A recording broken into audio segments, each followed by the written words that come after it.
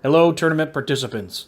This video is designed to educate everyone on the tournament format so that when we get together on Friday, November 2nd, we do what we can to set up the first mini-match pairings that will produce close mini-matches and keep everyone playing competitive and fun mini-matches for all three pairings that are in.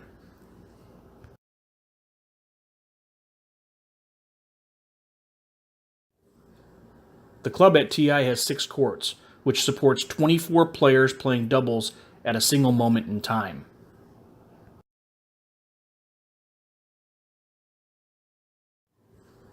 For example purposes, to help illustrate how players will participate on the court, let me put some random names on the courts.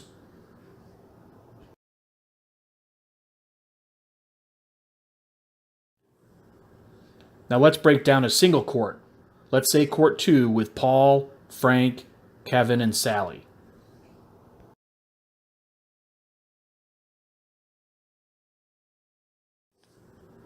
It doesn't matter who starts paired with whom or who gets to serve first, because every player will play with every other player and will serve against every combination of 2 other players. Also, the returning team can decide who gets to return on the deuce or add sides. There's no rule to decide that, they get to decide it.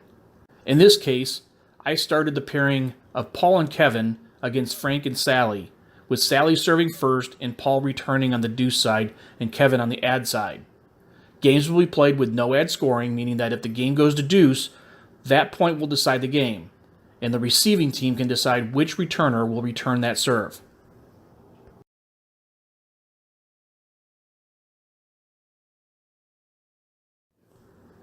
Let's say Sally held her serve.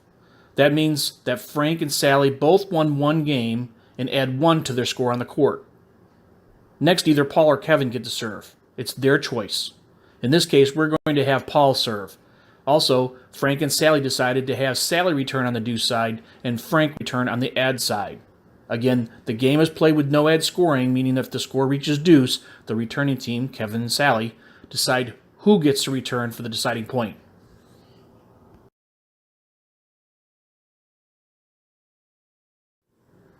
Let's say that Paul held his serve. That means that Paul and Kevin both won the game and add 1 to their score on the court. Then after that, the pairs of players switch sides.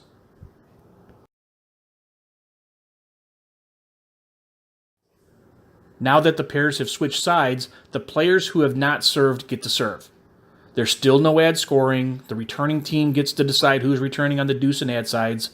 So in this case, Frank gets to serve, and after that game, Kevin gets to serve.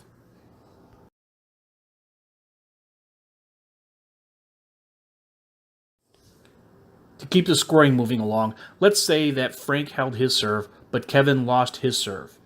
That would mean after the 4 games where each player got to serve, Frank and Sally won 3 games, and Paul and Kevin won 1 game.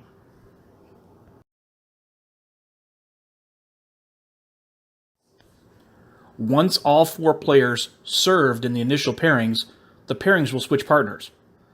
The easiest way to do this is to have the 2 players who are on the deuce side at the end of the game to go to the other side of the court.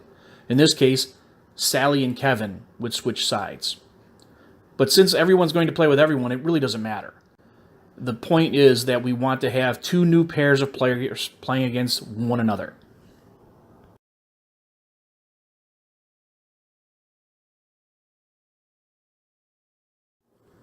So let's say since Sally and Kevin change sides, Sally and Paul will be 1 pair, and Frank and Kevin will be another pair.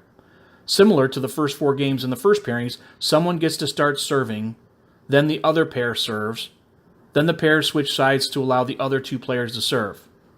Let's say that Paul held his serve first, then Kevin was broken. They then switched sides for Sally to hold her serve, then Frank held his serve.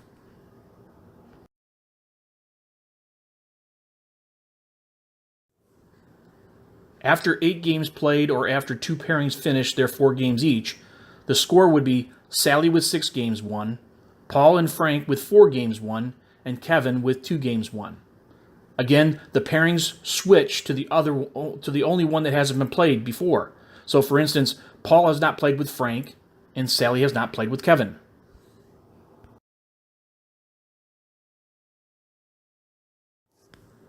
Similar to the other 4-game pairings, a player from each side serves a no-ad scoring game. Then the players switch sides to play their last 2 games of this mini-match.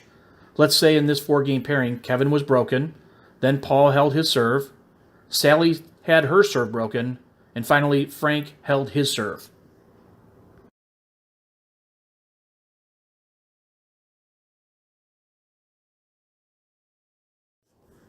The final score would be Paul and Frank won 8 games, while Sally won 6 games, and Kevin won 2 games. Since Paul and Frank were the 2 with the most games won, they would move up a court. And since they're on court 2, they would move up to court 1 for the next mini-match. Since Kevin and Sally were the 2 with the least games won, they would move down a court. And since they were on court 2, they would move down to court 3 for the next mini-match.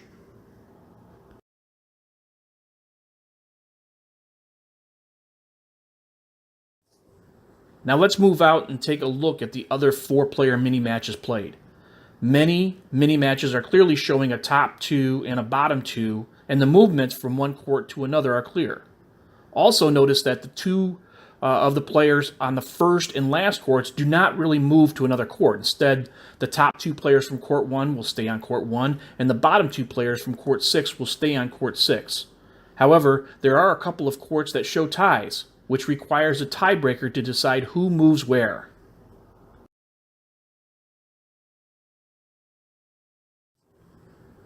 On court 1, Joe and Pete both have 6, thus making them in both the top 2 as well as the bottom 2. A flip of a coin or a spin of the racket should decide who gets to stay on court 1 or who gets to move to court 2. Let's say in this case, they decided that Joe spins his racket while Pete guesses up and the racket lands down. That means that Joe stays on court 1 and Pete moves to court 2.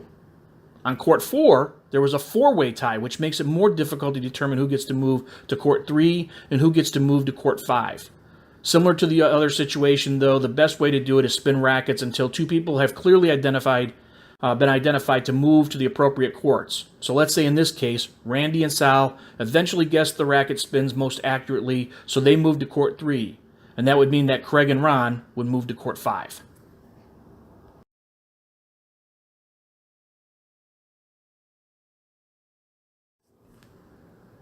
After the players have moved to their new courts, a new set of 12 games similar to the previous mini-matches can begin.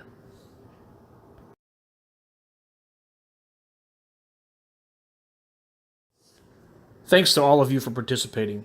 This is the first year of the Tom Grayson Memorial Tennis Tournament. We will ensure to continue to improve upon it for years to come. Also, thanks for your donations to help youth tennis enthusiasts who need some financial support in Tommy G's name. I will continue to keep you informed as to how the funds have been helping these young people. See you on November 2nd and 3rd.